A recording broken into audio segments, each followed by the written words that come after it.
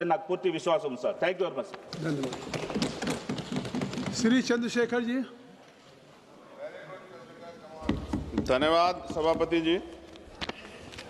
Union budget पे आपने मुझे मेरी बात रखने का मौका दिया।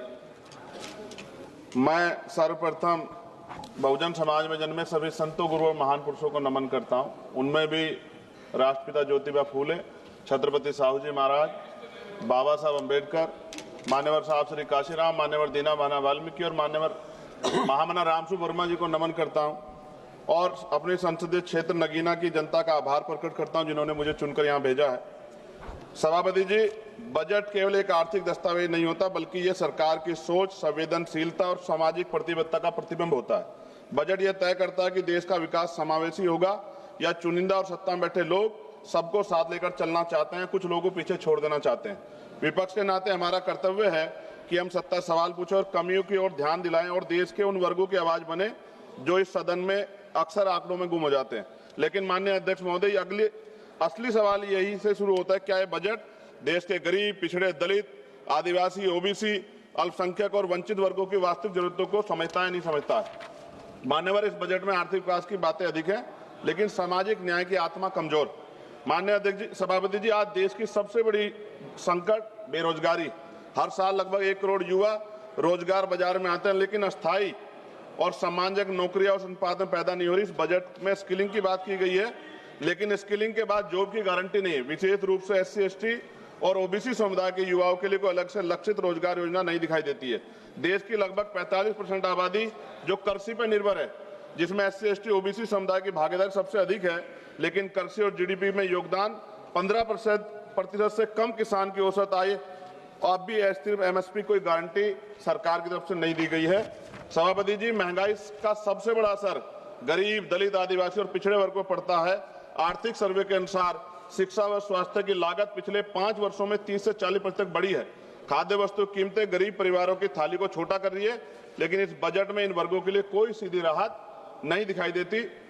सभापति जी, SC, ST और ओबीसी वर्ग के मुख्य रूप से सरकारी स्वास्थ्य ये वर्ग है, ये मुख्य रूप से सरकारी स्वास्थ्य व्यवस्था पर निर्भर है, लेकिन भारत आज भी स्वास्थ्य पर GDP का केवल 2% खर्च करता है और ग्रामीण और आदिवासी क्षेत्रों में डॉक्टरों की और अस्पतालों की भारी कमी है। इस बजट में सार्वजनिक स्वास्थ्य ढांचे को मजबूत करने के लिए कोई निर्णायक वित्तीय छलांग नहीं।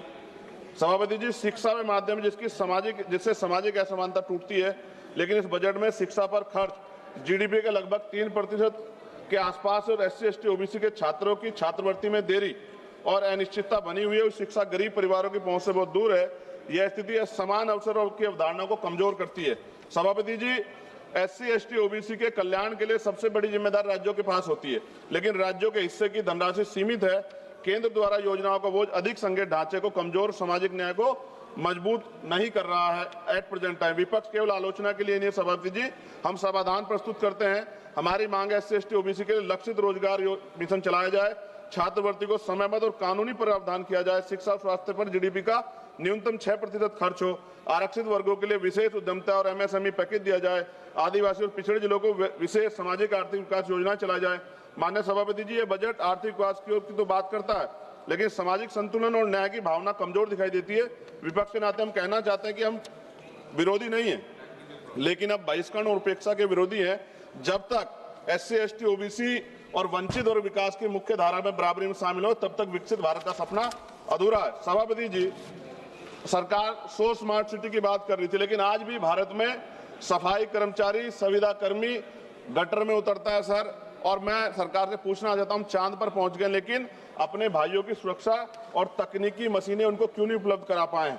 प्रमोशन में रिजर्वेशन SC, ST, ओबीसी कर्मचारियों को नहीं मिल रहा है और पुरानी पेंशन सर मिलनी चाहिए, उस पर सरकार ने कोई जवाब नहीं दिया है। सभापति जी, बिजली के दाम उत्तर प्रदेश में देश की अपेक्षा, खत्म करूंगा सर, राष्ट्रपति भाषण पे भी आप देख रहे हैं मौका नहीं मिला, 12 दिन बाद वो मौका मिला, तो जल्दी खत्म करो ना, कुछ मांगे तो अन्य राज्यों की तुलना में सर हमारे यहाँ यूपी में ज्यादा है, जिसमें किसान, बुनकर, छोटे उद्योग और आम उपभोक्ता प्रभावित होते हैं। और गैस सिलेंडर सर जब चुनाव आता है तो सब जगह 500 का और चुनाव के बाद सर 1000 रुपए का, ये मजाक उड़ता है सर गरीबों का। सभापति जी, 1 रुपए लीज पे पूंजीपतियों को जमीन दी जाती है, क्या ऐसी कोई योजना गरीबों के लिए भी आएगी, SC, ST, ओबीसी माइनॉरिटी के लिए, कि उनको भी जमीन मिल जाए? साथ साथ सरकार दिवाली, धार्मिक तमाम जो धार्मिक आयोजन है सर उन पे बजट देती है, लेकिन SC ST OBC के जो महापुरुष हैं सर, जैसे बुद्ध पूर्णिमा कार्यक्रम होता है, रविदास जयंती जी का कार्यक्रम होता है, अम्बेडकर जयंती का, फूले जयंती का, पेरियार जयंती का, बिरसा मुंडा जयंती का, इन तमाम उस पर तो कोई बजट नहीं आता सर। और BT एक्ट सर बोध गया सौंपा जाना चाहिए बौद्धों को सर, बहुत दिन से उनका आंदोलन चल रहा है, कल से आंदोलन हो रहा है सर। और अहिल्याबाई होलकर जी की देखिए आप मूर्ति तोड़ दी गई और बाबा साहब का पोस्टर जला रहे हैं सर मध्य प्रदेश में, सरकार ध्यान नहीं दे रही। आप अपनी मांग सर, हाँ मांग रख रहा हूँ सर। ऑलरेडी एक और प्रधानमंत्री आवास योजना का दावा है और उत्तराखंड के नैनीताल में हल्द्वानी में गरीब परिवारों को बेघर करने के लिए मकान तोड़े जा रहे हैं अब कृपया सर। समझ- पंजाब में जो बाढ़ आई थी सर, एक मिनट दीजिए सर, एक मिनट दीजिए। पंजाब में जो बाढ़ आई थी उनके लिए कोई विशेष योजना नहीं है, और जातिगत जनगणना में जब सर OBC का कॉलम नहीं जोड़ा सर। मेरे लोकसभा क्षेत्र नगीना में हस्त निर्मित पेंटिंग ब्रुश कुटीर उद्योग, यह उद्योग पूरी तरह से हाथ से चलता है, दशकों तक कर मुक्त रहा, करीब 50% स्थानीय आबादी आजीविका इसी पे निर्भर है, 18% टैक्स लगा रखा। मेरी मांग है धन्यवाद। उसको 5% किया जाए सर। 2-3 मांगे सर, इनको उठा दो बस। काफी मांगे आपने कर दी सर काफी मांगे कर दी। रेलवे कनेक्टिविटी का विस्तार सर हमारे नगीना लोकसभा क्षेत्र में किया जाए। राष्ट्रीय एवं राज्य मार्गों सर, ग्रामीण क्षेत्रों में सड़कों की हालत बड़ी खराब है।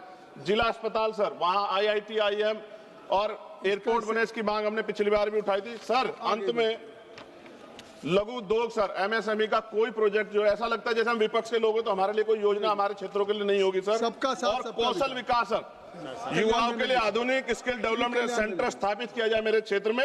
लोकतंत्र की ताकत सवाल पूछने में है और संसद की गरिमा कमजोरी की आवाज उठाने में। मैं सर अंत में कहना चाहता हूँ SC ST OBC पे अन्याय कब रुकेगा? श्री कल्याण बनर्जी Sir, हो गई। the union budget of 2026-27